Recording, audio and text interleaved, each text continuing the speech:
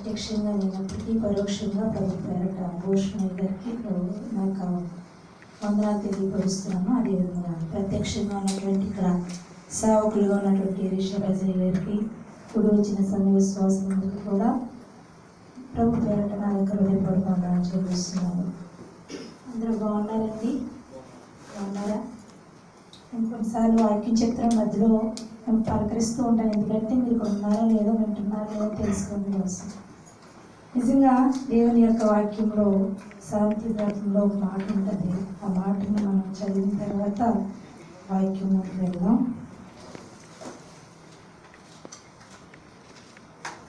21వ అధ్యాయము మొదటి వచనాన్ని చదువుతాను. యెహోవా చేతిలో రాజు హృదయం నీటి కాలువల ఉన్నది, ఆయన తన చిత్తవృత్తి చెప్పిన దానిని త్రిప్పును. దేవునికి మహిమ కలుగును గాక. ఈ వాక్యం ఎందుకు చదివానంటే, ఈ దినమున నేను వాక్యం ఎత్తుతున్నప్పుడు ఆయన చిత్తవృత్తి చెప్పిన నన్ను త్రిప్పును గాక. వింటున్న మిమ్మల్ని అందరినీ దేవుడు త్రిప్పును గాక. ఆమేన్ చెప్దాం అందరూ. ఆమేన్. హల్లెలూయా. వాక్యంలోకి వెళ్దాం మనము.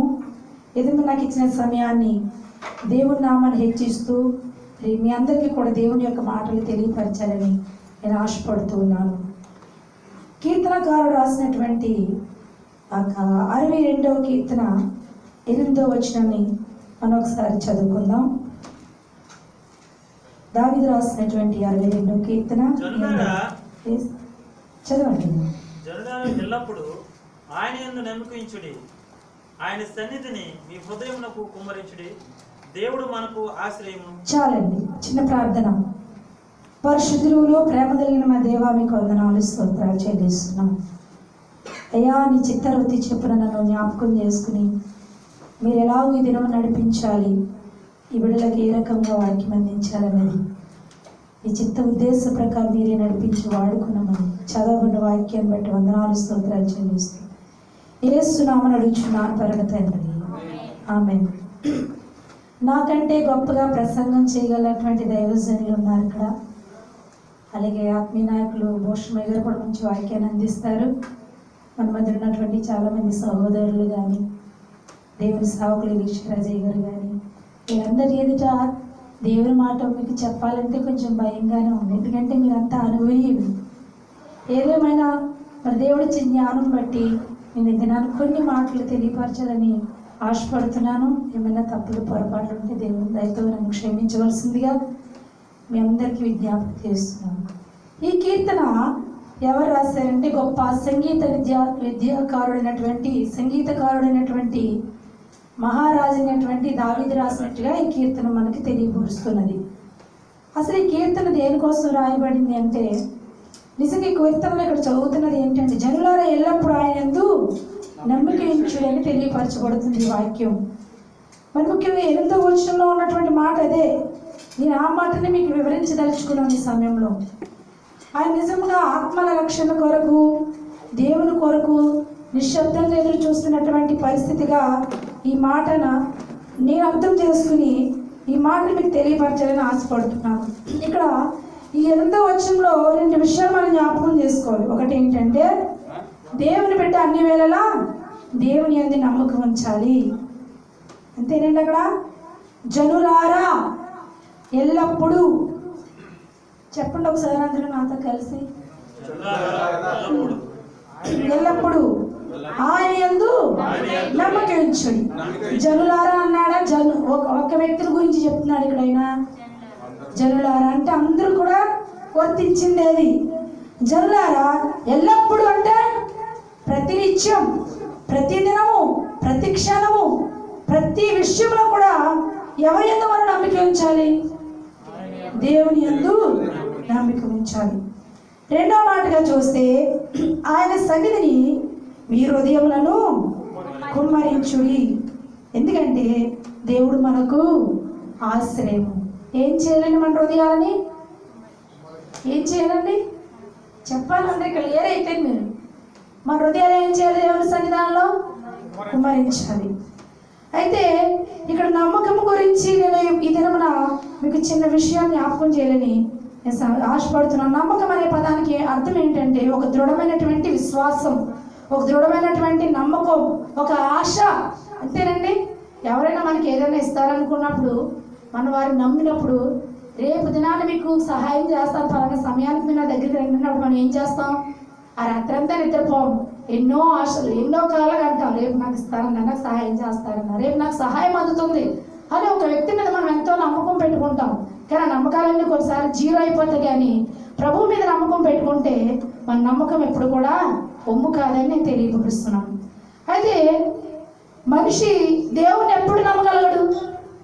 మనిషి ఎప్పుడు దేవుడిని నమ్మగలుగుతాడంటే ఎక్కువ శాతం నిజంగా దేవుని మాట చేత పట్టబడి ఎవరి వయసులో ఉండి నేను దేవునికి సమర్పించుకుంటానన్న వారిలో చాలామంది దేవునికి సమర్పించుకున్న వాళ్ళు చాలామంది తక్కువగా ఉంటారు.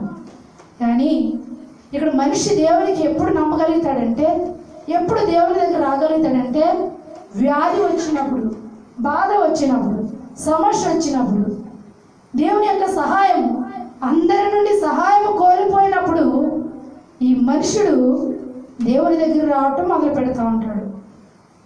అలాగా ఒక వ్యక్తి దేవుని దగ్గర రావటము ఈ దినాన్ని మీకు చూపించాలని ఆశపడుతున్నాను. మార్కు సువార్త 5వ అధ్యాయము 25వ వచనం నుండి 34వ వచనంలో మనకు ఒక స్త్రీ కనబడుతుంది. అక్కడ ఈ వాక్యం అన్ని తీసేసరికి మన సమయం సరిపోదు కనుక నేను త్వరగా ముందుకు వెళ్తాను. అక్కడ ఒక స్త్రీ ఒక 12 ఏళ్ల నుండి రక్తస్రావంతో బాధపడుతున్నట్లుగా, అనారోగ్యంతో బాధపడుతున్నట్లుగా మనం చూస్తూ ఉన్నాం అక్కడ మార్కు సువార్తలో. అయితే ఎన్నో తిప్పలు పడి, ఎంతమందో వైద్యులతో తిప్పలు పడి, వైద్యం కోసం ఎన్నో హాస్పిటల్కి వెళ్ళి ఎంతో మందిని ఆశ్రయించి తనకున్న ధనాన్నంతా హెచ్చించి తనకున్న బలమంతా ఏం చేసింది? హాస్పిటల్ అంటూ తిరుగుతూనే ఉంది. 12 సంవత్సరాల నుండి, 1 సంవత్సరం కాదు, 2 సంవత్సరాలు కాదండి. ఎన్ని సంవత్సరాలు? 12 సంవత్సరాలు అండి. ఇక్కడ ఎప్పుడు వచ్చింది ఈవిడ దేవుని దగ్గరికి అంటే తనకు వ్యాధి కలిగినప్పుడు వచ్చింది దేవుని దగ్గరికి, తన సమస్య వచ్చినప్పుడు దేవుని దగ్గరికి వచ్చినట్టుగా తెలియపరుస్తుంది వాక్యం. అయితే ఈ యొక్క వ్యక్తిలో ఆ చివరి క్షణంలోనైనా ఆమె ఏం చేసింది? దేవుని యందు నమ్మకం పెట్టుకుంది. అందుకే ఈ వాక్యం అన్నాడు కదా, దావీదు రాసిన వాక్యం, ఆయన యందు నమ్మకించుడి, ఆయన సన్నిధి మీ హృదయములను కుమ్మరించుడి. దేవుని యందు నమ్మిక ఉంచి ఆవిడ తలంచుకుంది, యేసయ్య వస్తున్నాడంట మన ప్రాంతానికి, నేను వెళ్ళి ఆయన వస్త్రపు చెంగు ముట్టుకుంటే నాకు స్వస్థత కలుగుతుందని ఆమె ఏం చేసిందండి? ఎవరిని మెడిసిన్లో లేనటువంటి స్వస్థత, మరి ఎంతో ఎంతోమంది వైద్యుల చేత తిప్పలు పడినటువంటి ఆ వ్యక్తి ఎంతో ధనమును హెచ్చించింది, అయినా స్వస్థత పొందుకోలేకపోయింది. కానీ ఒకటి నమ్మింది, కనీసం ఆయన తాగడానికి అవకాశం లేకపోయినా, ఆయన చేతుల నుంచి చేతులు వేయటానికి అవకాశం లేకపోయినా వెళ్ళి ఆయన వస్త్రపు చింగురైనా ముట్టుకుంటే నాకు స్వస్థత వస్తుందని నమ్మడం మనం చూస్తున్నాం. అది ఒక నమ్మకం. ఆమె నమ్మడం ద్వారా నిజంగా ఆమె ఆ ప్రాంతానికి వెళ్ళి, యేసు వస్తున్న ప్రాంతానికి, నిజంగా నడవలేని పరిస్థితి, లేవలేని పరిస్థితి, ఆమెకున్న విశ్వాసం, ఆమెకున్న నమ్మకం దేవుని దగ్గర నడిపించినట్లుగా వాక్యం అంతా కూడా మనకి తెలియపరుస్తుంది. నిజంగా ఆ వాక్యాన్ని మనం ఇంకా ధ్యానిస్తే చాలా విషయాలు అందులో నుంచి వస్తాయి. కానీ అవన్నీ చెప్పుకునే సమయం ఇది కాదు కనుక, ఎందుకంటే మనకు ఉన్నటువంటి సమయం చాలా తక్కువ కనుక నేను చెప్పే మాట ఏంటంటే, ఆమె నమ్మడం వల్ల యేసు యొక్క వస్త్రాన్ని తాకుట ద్వారా ఆమె స్వస్థత విడుదల పొందింది. ఈ దినమున నీవు యేసుని నమ్మితే, యేసు మీద ఆధారపడితే, అది ఏ సమస్య అయినా, ఏ పరిస్థితి అయినా, వ్యాధి అయినా, దుఃఖమైనా, ఇక్కడున్న పరిస్థితులు ఏంటి? మనకి అక్కమ్మాలు లేకపోవటం, ఉద్యోగాలు లేకపోవటం, ఈ స్థలంలో మనకున్న అవసరతలు ఇవేమైనా కానీ దేవునికి అసాధ్యమైనది ఏది కూడా లేదు. దేవునికి సమస్తము సాధ్యమే. హల్లెలూయా, హల్లెలూయా. మంచిది. అలాగే రెండో వ్యక్తిగా మీకు యోబు గారిని చూపించాలని ఆశపడుతున్నాను. ఆయన పరిస్థితి కూడా చూస్తే ఆయన కూడా దేవుని యందు చాలా నమ్మకం ఉంచినటువంటి వ్యక్తిగా మనం చూస్తున్నాం. రెఫరెన్స్ మీకు తెలియపరచట్లే, ఒకసారి ఇంటికి వెళ్ళి చదువుకుంటానంటే యోబు 13:15 ఉన్నటువంటి అవన్నీ చూస్తే యోబు గారు తీవ్రంగా బాధపడినట్లుగా, సంపదను కోల్పోయినట్లుగా, పశువులు కోల్పోయినట్లుగా, ఆస్తులు కోల్పోయినట్లుగా, పిల్లలు కోల్పోయినట్లుగా, ఆరోగ్యాన్ని కోల్పోయినట్లుగా మనం చూస్తున్నాం. అయినా తన విశ్వాసాన్ని కానీ తన నమ్మకని కానీ విడిచిపెట్టలేనందువల్ల దేవుడు యోబుకి ఏం చేశాడు తెలుసండి? ఇంకా రెట్టింపు ఆశీర్వాదం దేవుడు వారికి ఇచ్చినట్లుగా మనం చూస్తున్నాం. ఈరోజు నీ అవసరత ఏంటో, నీ యొక్క ఆలోచన ఏంటో, నీ యొక్క బలహీనత ఏంటో, నువ్వు ప్రభువు చెంతకు వచ్చి ప్రభువు మీద ఆరుకొని ప్రభువుని నమ్మినట్లయితే దేవుడు అట్టి ఆశీర్వాదం నీకు కలుగు చేస్తానని తెలియపరుస్తున్నాను. నిజంగా ఈరోజు వాక్యం చెప్పడం కొరకు వారం రోజుల నుండి దేవుని దగ్గర ఎంతో ప్రార్థన చేస్తున్నాం, కన్నీరు కారుస్తున్నాం. వారం రోజుల నుంచి కూడా నాకు విపరీతమైన జ్వరమే. ఈరోజు కూడా మార్నింగ్ కొంచెం బాగోగా ఉంది స్వరము. రెండో ఆరాధనకు వచ్చేసరికి స్వరం అంతా పోయింది, రావట్లే. పాట పాడటానికి అవకాశం ఇచ్చారు, నేను రాలేని పరిస్థితి. దేవుడి ఎవరైనా పిలిచినప్పుడు రానని చెప్పలేనటువంటి పరిస్థితి. అక్కడి వరకు వచ్చి నాకు స్వరం రావట్లేదని పాడలేదని చెప్పి సైట్ చేసి చెప్పి వెళ్ళి నా ప్లేస్లో కూర్చుంటం జరిగింది. మళ్ళీ నేను ప్రభువు ప్రార్థన చేస్తాను. ఎందుకంటే ఇవన్నీ కూడా నేను దేవుని మీద నమ్మకం ఉంచాను, దేవుని స్తుతించాను, దేవుని వాక్యాన్ని ఇది నేను చెప్పగలుగుతానని నమ్మకం నాలో ఉంది. దేవుడి మీద ఆధారపడ్డాను కనుక దేవుడు మరణ నా స్వరం నాకు ఇచ్చి ఈ వాక్యాన్ని మీతో పంచుకునడానికి దేవుడు నాకు అవకాశం ఇచ్చాడు. అలాగే ఇంకా రెండో లైన్లో మనం ఏం చూస్తున్నామంటే, ఆయన సన్నిధి మీ హృదయములను కుమ్మరించుడి. అంతేనండి ఉంది అక్కడ వాక్యం, అంతేనా ఉంది? మీరు ఇక్కడ లేరు, ఎవరో అందుకే చెప్పట్లేదు, ఎవరు మాట్లాడట్లేదు, వినట్లేదు. వినకపోతే ఆప్ చేద్దాం, నమ్మకంతో ఆపేస్తారు. మరి వింటున్నారా? దేవుని స్తోత్రం చెప్తాం అందరూ కూడా. హల్లెలూయా, హల్లెలూయా. వినుట వల్ల విశ్వాసం కలుగుతుంది. విశ్వాసం వచ్చుట ద్వారా అనేకమైన బలమైన కార్యాలు మన జీవితంలో మనము చూడగలుగుతాం. అజ్ఞానంగా అనాలోచనగా దేవుని మందిరంలో కూర్చోకూడదు. దేవుని మాటలు చాలా శ్రద్ధగా వినాలి. శ్రద్ధ కలిగిన వాడు ఐశ్వర్యవంతుడు అని అంటున్నాడు ఆయన. దేవుని రాజ్యంలో చోటు కావాలంటే తప్పనిసరిగా ఐశ్వర్యుడుగా ఉండాలంటే మనము దేవుని యందు శ్రద్ధ చూపాలి. దేవుని యొక్క వాక్యం చెబుతున్నప్పుడు మీ చెవులను దేవుని వైపు త్రిప్పాలి. మీరు దేవుని మాటని వినలేనప్పుడు ఎలా నమ్మిక ఉంచగలుగుతారు దేవుని కార్యాలు చేస్తాడని? కష్టం వచ్చినప్పుడు కాదు, కష్టం లేనప్పుడు కూడా దేవుని యొక్క మాటలను మనం వినాలి. అలాగే రెండో మాట ఏంటంటే, ఆయన సన్నిధిని మీ హృదయములను కుమ్మరించుడి. ఇక్కడ చూస్తే హృదయాన్ని ఎవరు కుమ్మరించారు, ఎప్పుడు కుమ్మరించారు, ఎలా కుమ్మరించాలని చేస్తే ఆదికాండ 16 అధ్యాయంలో ఉంటుంది ఒక వ్యక్తి. ఆ వ్యక్తి ఎవరంటే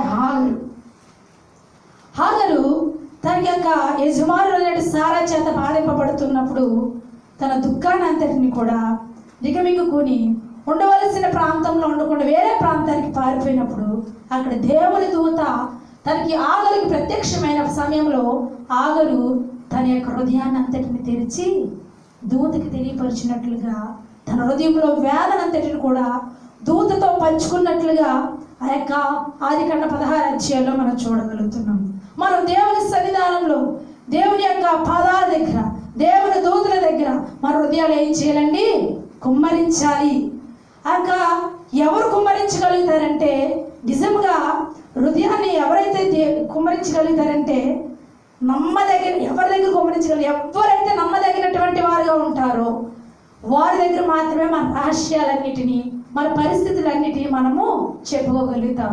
బట్ ఇక్కడ ఈ లోకంలో ఉన్నటువంటి స్నేహితుల దగ్గర కానీ ఈ లోకంలో ఉన్నటువంటి వారి దగ్గర మన రహస్యాలు, మనకున్నట్టు పాపాలు, మనం చేసిన ప్రతి పనులు ఒప్పుకొని చెప్తే కనుక వాటికి అవమానం ఉంటుంది. కానీ ప్రభు దగ్గర మన యొక్క రహస్య పాపములను ఒప్పుకొని మన హృదయంలో ఉన్నటువంటి అంతటిని కూడా ప్రభు పాదాల దగ్గర కుమ్మరించినట్లయితే వాటన్నిటిని కూడా దేవుడు అంగీకరించి మనకి సహాయం చేస్తాడని ఈ మాట తెలియపరుస్తుంది.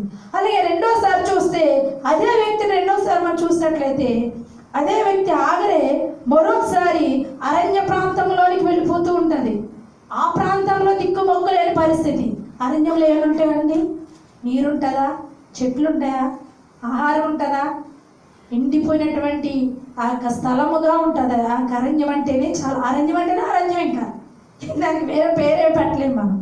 ఆ అరణ్య ప్రాంతంలో మరొకసారి దేవుని దూత ప్రత్యక్షమైనప్పుడు ఆగురు మళ్ళీ తన హృదయాన్ని ప్రభు దూత దగ్గర తెరిచినట్లుగా, ప్రభు దూత దగ్గర తన హృదయాన్ని కుమ్మరించినట్లుగా మనం వాక్యం చూస్తూ ఉన్నాము. అది ఎక్కడ ఉంటుందంటే అదే ఆదికాండం 21:8-21 ఉంటుంది. 2 సార్లు కూడా ప్రభు సన్నిధానంలో తన యొక్క హృదయాన్ని కుమ్మరించినట్లుగా చూస్తున్నాం. ప్రియ సహోదరి సహోదరుడా, మొదటిది ఏంటంటే నమ్మిక కోసం చెప్పాను. నీ వల్ల నీ నమ్మకం ఎవరి మీద పెట్టుకుంటున్నావు? మనుషుల మీద పెట్టుకుంటే మనుషుల సహాయం వ్యర్థం. రాజులను మనుషులను నమ్ముట కంటే యెహోవాను ఆశ్రయించుట మేలు. దేవుని యందు నమ్మకం ఉంచాలి. దేవుని యందు మనము నమ్మకం ఉంచినప్పుడు మన త్రొట్టిల్లు పోము, మనం పడిపోము, జారిపోము. దేవుడి యొక్క సహాయాన్ని మనము పొందుకుంటామని అలాగే ఈ యొక్క మనకి ఆ రక్తస్రావం గల స్త్రీ ద్వారా మనం తెలుసుకున్నాం. అదే విధముగా యోబు గారి ద్వారా మనం తెలుసుకున్నాం. ఇలా ఎంతో మంది వారు కూడా మనుషులే. ఏలియాను బట్టి చూస్తే మనం అనుకుంటాం ఏలియా ఎన్నో అద్భుతాలు చేశాడు, కానీ ఆయన గురించి మొదటి పేతురు పత్రికలో ఏమని రాయబడిందో తెలుసా? ఏలియా మన వంటి స్వభావం కలిగినటువంటి వాడే. మనమందరం కూడా మనుషులం. ఏలియా కూడా మనుషుడే. ఈ యొక్క 12 సంవత్సరములు కలిగిన ఈ స్త్రీ కూడా మనిషే. యోబు గారు కూడా మనిషే. మరి ఈ యొక్క మనుషులుగా ఉన్నటువంటి యోబు గారు కానీ ఈ స్త్రీ కానీ దేవుని యందు ఎంతో నమ్మకం ఉంచి దేవుని తట్టు తిరిగినప్పుడు దేవుడు వారి జీవితంలో అద్భుతాలు చేసినట్లుగా చూస్తున్నాం. అలాగే ఆఖరి విషయంలో కూడా 2 మార్లు ఆమె తమ హృదయాన్ని ప్రభు దగ్గర తెరవబడినప్పుడు ద్వారా తమ హృదయాన్ని ప్రభు యొక్క దూత దగ్గర తెరచడం ద్వారా ప్రభు దగ్గర పాదాల దగ్గర లేకపోతే ఆయన దూత దగ్గర తన హృదయమంతటిని కుమ్మరించి తన బాధనంతటిని వెళ్ళబుచ్చుకునడం ద్వారా తన యొక్క హృదయం తేలికపరచబడినట్లుగా తన సహాయం అందినట్లుగా మనం చూస్తున్నాం. ఈ సమయంలో నువ్వే బాధలో ఉన్నా, ఏ సమస్యలో ఉన్నా, యేసుని నమ్మితే, యేసు వైపు చూస్తే, యేసు యొక్క పాదాల చెంత నీ హృదయాన్ని కుమ్మరిస్తే దేవుడు నీకు సహాయం చేస్తాడని ఈ మాటలు మీకు తెలియపరుస్తున్నాను. ఈ కొద్ది మాటలు దేవుడు దీవించి ఆశీర్వదించును గాక. ఆమేన్. ఈ అవకాశం ఇచ్చిన దైవజనులకి మరొకసారి ప్రభు పేరట వందనాలు చెల్లిస్తున్నాను. నా మాటలు మరి మీకు అర్థమయ్యో లేవో తెలియదు, కానీ మీరు అందరూ శ్రద్ధగా విన్నందుకు కూడా మీ అందరికీ నా యొక్క ప్రేమపూర్వక హృదయపూర్వక వందనాలు చెల్లిస్తున్నాను.